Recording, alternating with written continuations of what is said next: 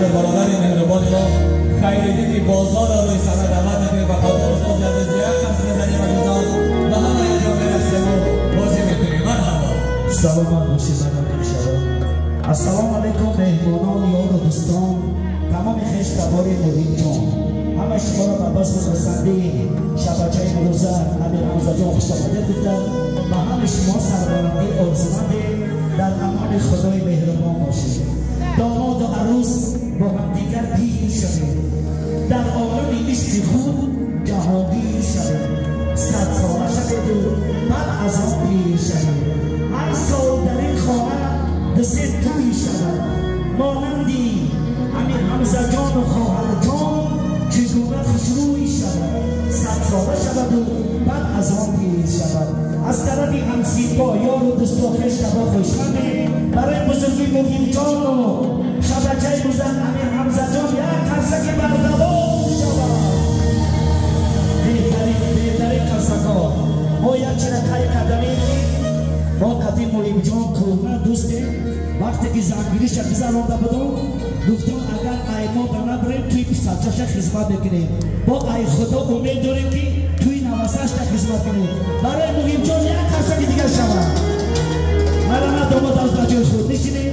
سرودای ما پایانداز شما، ما در خدمت شما ای بندگان خدا. عزیزان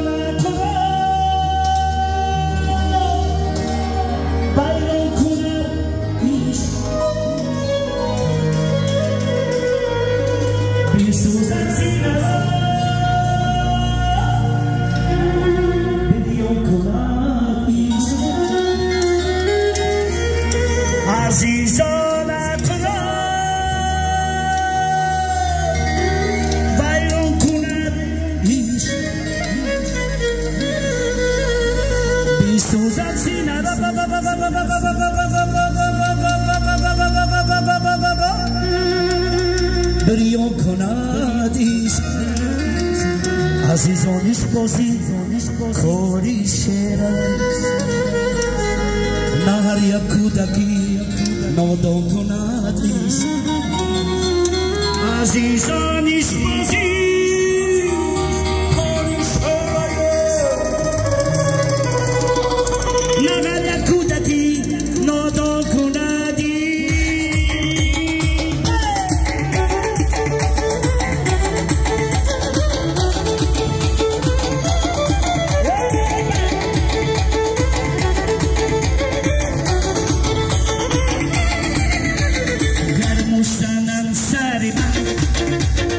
Aşkım